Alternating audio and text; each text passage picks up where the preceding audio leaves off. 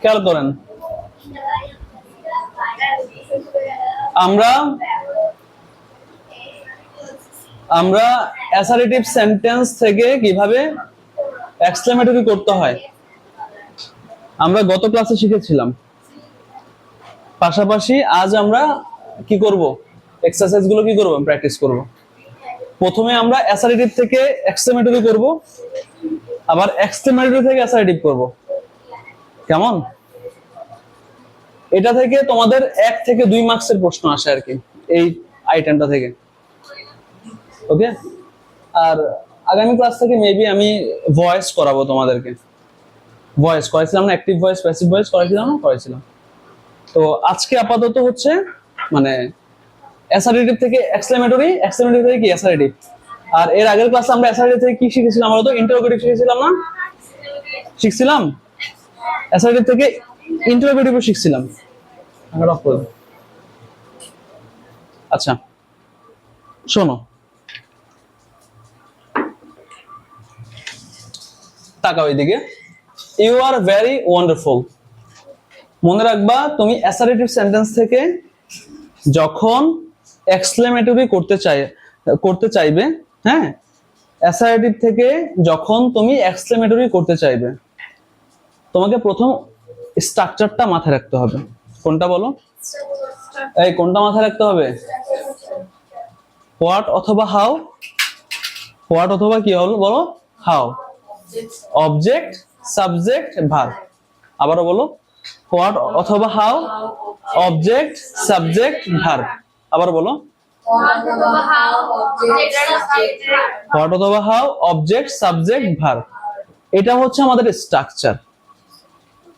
শব্দ, এখানে যে শব্দগুলো আছে সেই শব্দগুলাই থাকবে, শুধু এটার একটা কাঠামোগত কি করব, পরিবর্তন করব।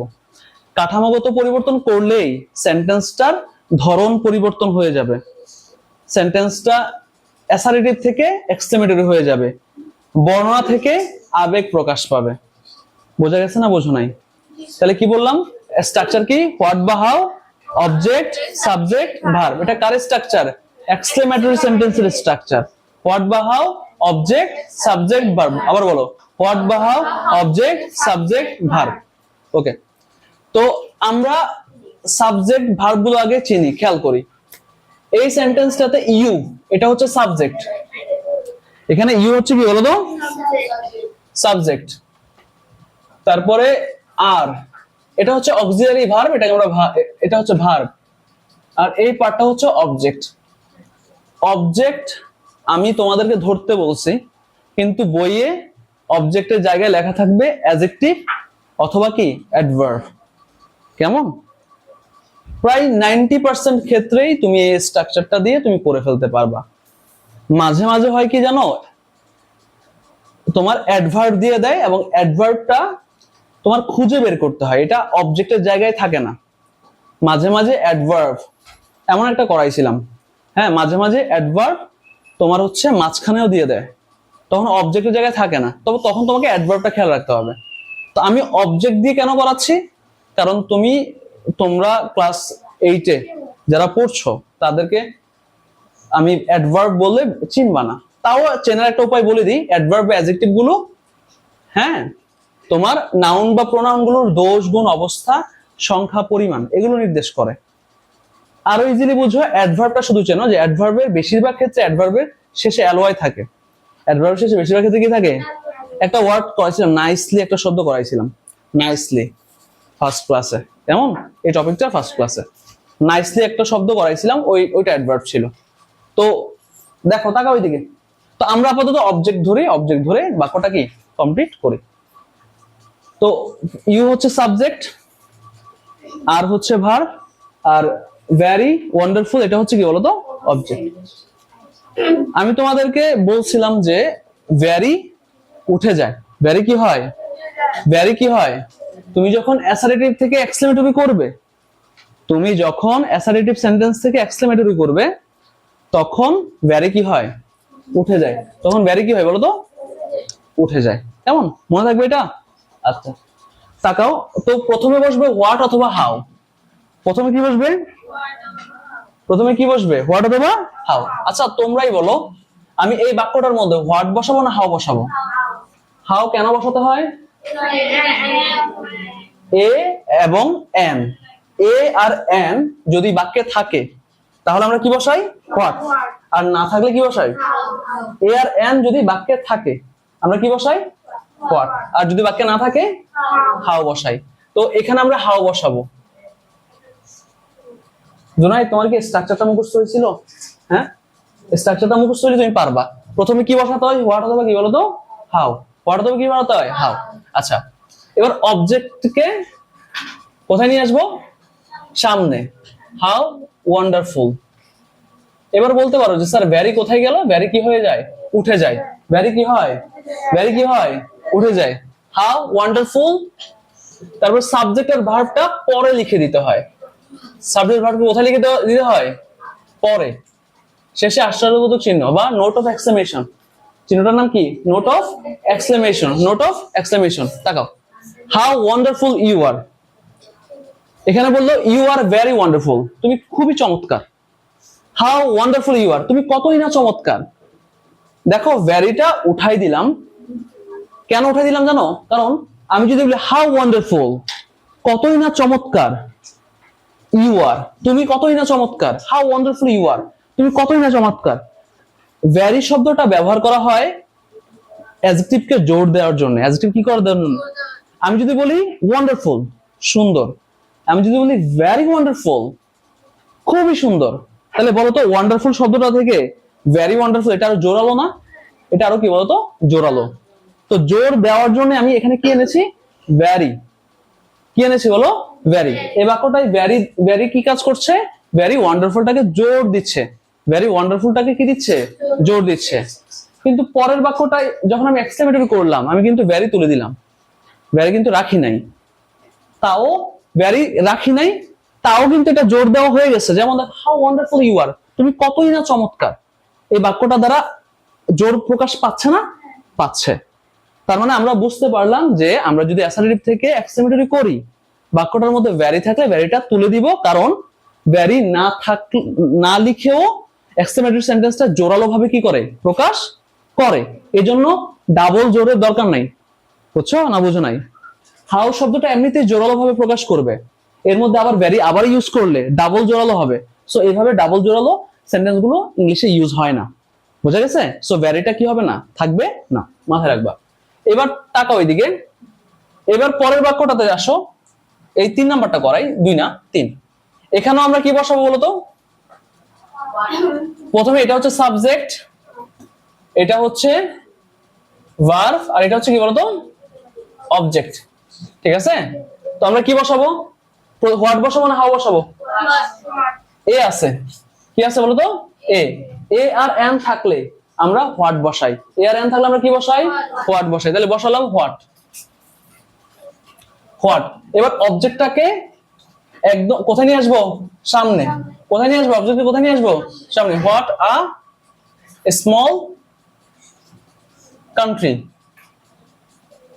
What a small country.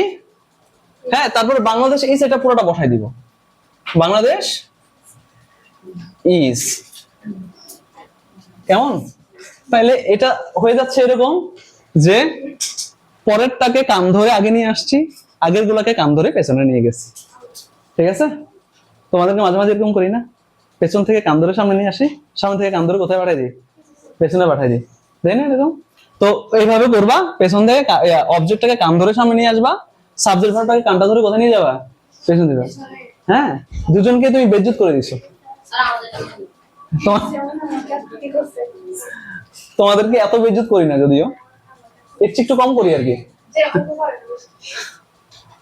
আচ্ছা তাকাও এইদিকে, এরপর এইদিকে তাকাও। তা এবার এই বাক্যটা হচ্ছে সাবজেক্ট, এটা ভার্ব, এটা হচ্ছে কি বলতো, অবজেক্ট। তো এখানে হোয়াট বসাবো না হাউ বসাবো? হাউ বসাবো, কারণ এখানে এ বা এন নাই। এই বাক্যটার মধ্যে এ বা কি এন, এ বা এন থাকলে আমি হোয়াট বসাতাম, আর এ বা এন না থাকলে কি বসাবো, হাউ বসাবো। তাহলে হাউ, ওকে। হাউ অবজেক্টটাকে কোথায় নিয়ে আসবো, কান ধরে কোথায় নিয়ে আসবো, সামনে। হাউ বিউটিফুল, বিউটিফুল শব্দটা কত সুন্দর একটা শব্দ না? বিউটিফুল মানেই সুন্দর, ওর সাথে এত অসুন্দর আচরণ করতেছি আমরা, হচ্ছে? দেখো হাউ বিউটিফুল, তারপর সাবজেক্ট ভার্বটা কোথায় পাঠিয়ে দিব? হ্যাঁ পরে, the bird looks, how beautiful the bird looks. শেষে নোট অফ এক্সক্লেমেশন দিতে হবে, আশ্চর্যবোধক চিহ্ন সব শেষে কি করতে হবে? দিতে হবে। এরপরে তিনটা হইলো, এরপরটাতে তাকাও আবার, ইজ হচ্ছে ভার্ব, এখানে ভার্বের আগেরটা সাবজেক্ট, ভার্বের পরেরটা কি বলতো? পুরোটা অবজেক্ট। এবার এখানে এখানে এন আছে, দেখো এন, এন থাকলে আমরা কি বসাই? হোয়াট। তাহলে এখানে বসবে হোয়াট, অবজেক্টটাকে সামনে নিয়ে আসি, what an ideal student, what an ideal student she is. শেষে আশ্চর্যবোধক চিহ্ন, what an ideal student she is, সে কতই না ভালো স্টুডেন্ট, সে কতই না আদর্শ একজন স্টুডেন্ট, সে কতই না ভালো স্টুডেন্ট। দেখছো এটা দিয়ে কি প্রকাশ পাচ্ছে? এটা দিয়ে তোমার আবেগ প্রকাশ পাচ্ছে, পাচ্ছে না? পাচ্ছে। কেমন? এটা তোমাদের জন্য প্রযোজ্য না, তোমরা তো পড়াশোনা করো না, করো? হ্যাঁ করি, করি। আচ্ছা খেয়াল করো, লিখছো এটা? আচ্ছা লিখছো এটা? হয়েছে সবগুলা? Very good, very good. তাহলে তো তোমরা পড়াশোনা করো দেখা যাচ্ছে। হ্যাঁ মানতে হচ্ছে নাকি আমার? তোমাদের হয়েছে সবগুলা? Very good. আচ্ছা চুপ থাকো। তোমার কয়টা হয়েছে? তিনটার মধ্যে দুইটা হয়েছে না? Very good. তোমার কয়টা হয়েছে? সবগুলো হয়েছে? চারটার মধ্যে তিনটা? Very good. নাইমুন কয়টা হয়েছে? করো নাই?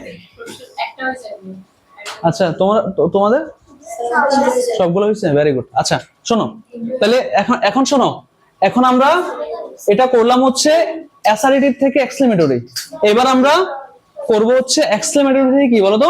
অ্যাসারেটিভ। কেমন? এখন আমরা এই